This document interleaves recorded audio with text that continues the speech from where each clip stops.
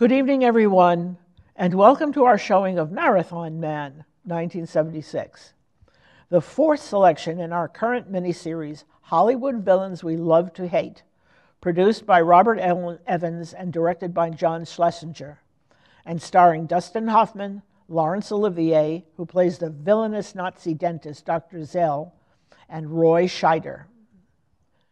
The screenplay was adopted by William Goldman from his 1974 novel of the same name. Robert Evans said the book was the best thing he had read since The Godfather. Evans wanted Laurence Olivier to play Dr. Zell, but Olivier had been seriously ill for some time with cancer, gout, and other ailments, and hadn't been offered many roles. So the director had to persuade Lloyd's of London to insure him for a 6-week filming period. Olivier was treated with heavy doses of painkillers while filming, so he could go to work each day. But the drugs affected his memory, and at times he could not remember more than 1 to 2 lines at a time. He actually filmed for 11 full weeks and derived so much joy from the project that his health rebounded, and he continued to act for 13 more years. He received an Oscar nomination for Best Supporting Actor and won a Golden Globe for his portrayal of Zell. Marathon Man opened to both critical and commercial success. It earned $28.2 million on a budget of $6.5 million. Some critics actually claimed that the violence exhibited by Zell was necessary to the character, but others found it offensive. Pauline Kael, writing in The New Yorker, dismissed the film as, quote, a Jewish revenge fantasy. Rotten Tomatoes said that Marathon Man runs the gamut from patient mystery to pulse-pounding thriller, aided by Laurence Olivier's cold, terrifying performance and a brainy screenplay by William Goldman.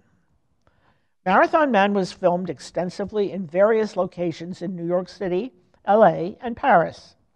Scenes of 86th Street and Yorkville can easily be identified under the opening titles, including the shot of the 2 cars colliding with the oil truck.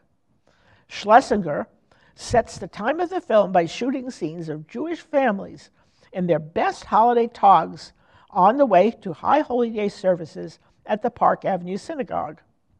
Dustin Hoffman runs circles around New York's Central Park Reservoir and is also seen attending classes at Columbia University. Prominent scenes at the end of the film were shot around the 47th Street jewelry exchanges, at the TWA terminal at JFK International Airport, and on the Brooklyn Bridge. The white farmhouse scene at the end of the film was located in Pound Ridge, Westchester County. However, 2 important scenes were actually shot in LA. The scene where Scheider meets Olivier was filmed in front of the Red Step statue in downtown LA in Arco Plaza, and the library where Keller was filmed was the Doheny Library at the University of Southern California. Other scenes in LA take place in the LA County Arboretum and Botanic Garden. In Paris, we see sites such as the Champs-Élysées, the Paris Opera House, and the Café Le Dôme. Plot summary. Babe Levy is a graduate student at Columbia University who is training to run a marathon and is haunted by his father's suicide as a result of the McCarthy witch hunts in the 1950s. After the shocking murder of his older brother, he suddenly finds himself inexplicably hounded by a group of shadowy government agents on the trail of a Nazi war criminal and former dentist. One evening, Babe and his new German girlfriend are mugged while they are out for a stroll, which turns out to be a non-random act when someone close to Babe is found murdered. He's thrown into an international conspiracy concerning the dentist, who is in hiding and plotting to relieve a large cache of gems that he's hidden in a New York bank vault. Fun facts about the film. Hoffman couldn't bring himself to shoot Olivier at the end of the film, so Chinatown writer Robert Towne was brought in to do a last-minute, uncredited rewrite of his script. Hoffman lost 15 pounds during filming because he prepared for each running scene by running off-screen for a half mile, so his breathing would be right for the shot. The chase scene with Hoffman running on the highway ramps took 9 nights to film. Olivier and Hoffman did not get along well during filming. Olivier didn't approve of Hoffman's method acting, which involved staying up for days at a time to appear out of his mind with pain for the film's famous torture scenes. He actually commented to Hoffman, "My dear boy, why don't you try acting?" Marathon Man was the first feature film to use inventor-operator Garrett Brown's new invention Steadicam, a camera stabilization system that was used extensively to film the running and chase scenes. The nickname given to Olivier's character, Der Weiße Engel, the White Angel, was inspired by Joseph Mengele, the Nazi war criminal known as the Angel of Death, or Der Weiße Engel. The opera Herodiade is featured in the scene at the Paris Opera. Both the novel and the film contain a dental torture scene that is considered one of the most frightening sequences in film history.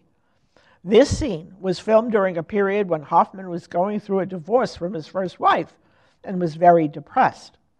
He used his real-life situation to inform his performance. Olivier derived inspiration for the scene when he observed a gardener pruning roses shortly before shooting it. He realized that at that moment, Sells sees himself as a craftsman, as did the gardener, using his tools with skill. During this same scene, Sells says that he's afflicted with alexia, a brain disorder in which a person is unable to understand written words.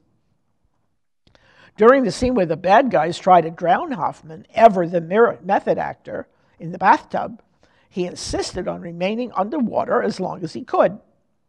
On the last day of filming, Olivier visited Hoffman at his home, bringing him with him his personal copy of the complete works of William Shakespeare, and proceeded to read scenes from his favorite plays, to Hoffman's surprise and delight. The great runner, Abele Bikila, is shown in Hoffman's flashbacks running shoeless in the 1960 Olympic marathon. There are 2 pictures of long-distance runners in Babe's room.